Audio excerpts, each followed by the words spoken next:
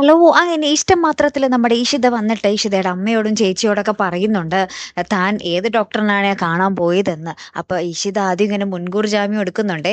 ആ ഡോക്ടറിന്റെ പേര് കേട്ടാ ചിലപ്പോ ഇവിടെ ഒരു ഭൂകമ്പം തന്നെ നടക്കും എന്ന് പറയുകയാണ്. അപ്പൊ ഈഷിതയുടെ അമ്മ ആരാത് ആരാത് എന്നൊക്കെ ചോദിക്കുക.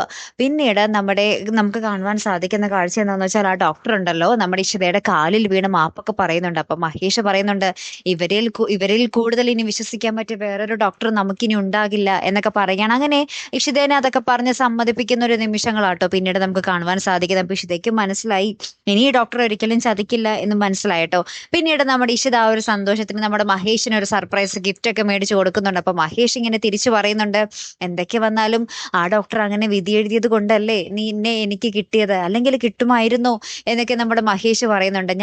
എനിക്കത് ഭയങ്കര വിശ്വാസമാണ് ഇഷിത, നീ എന്നിലേക്ക് വന്നത്, ആ ഡോക്ടറിനോട് ഞാൻ എന്നും കടപ്പെട്ടിരിക്കും എന്നൊക്കെ നമ്മുടെ മഹേഷ് അങ്ങനെ ഡയലോഗ് അടിക്കുവാണേ. എന്തായാലും കാത്തിരുന്ന് തന്നെ കാണാട്ടോ. അപ്പൊ അടുത്തൊരു വീഡിയോയുമായി വരുന്നത് വരയ്ക്കും ഗുഡ് ബൈ.